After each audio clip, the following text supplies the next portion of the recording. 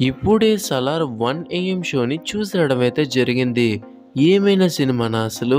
Starting నుండి ending వరకు elevations కానీ, క్యారెక్టరైజేషన్ కానీ, ఎమోషన్స్ కానీ ఎవ్రీ ఆస్పెక్ట్‌లోని మనకి 100% అయితే ఇచ్చారు. మనం టీజర్స్, ట్రైలర్స్ చూసి ఇదొక యాక్షన్ జోనర్ అని మనకు మనమే డిసైడ్ చేసేసుకున్నాం. కానీ మూవీ కంప్లీట్‌లీ డిఫరెంట్.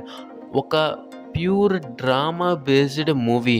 అలాగని హీరో ఎలివేషన్స్‌కి ఎలాంటి కొరత అయితే లేదు.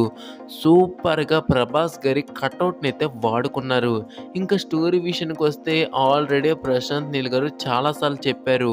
ఇద్దరు బెస్ట్ ఫ్రెండ్స్ ఎలా ఎనిమీస్‌లా మారారన్నది ఈ సలార్ స్టోరీ అని. మనకి అదే మైండ్‌లో పెట్టుకొని వెళ్ళిన ప్రతి ఒక్కరికి కూడా 100% మనకి సాటిస్ఫాక్షన్ అయితే వస్తుంది. నాకు పర్సనల్‌గా హీరోయిన్ సీన్స్ ఇంకొన్ని ఉంటే బాగుండనిపించింది. కానీ స్టోరీ ప్రకారంగా చూస్తే ఎక్కువ సీన్లు లేకపోవడమే మంచిది.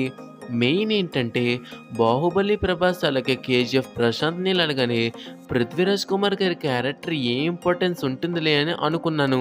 కానీ ఇంపార్టెన్స్ ఉండడం కాదు, మెయిన్ స్టోరీయే కాదు, ఆల్మోస్ట్ ప్రభాస్ గారి కంటే ఎక్కువ స్టోరీ మనకి 'పృథ్వీరాజ్ కుమార్' గారి వెనకాతలే జరుగుతుంటుంది.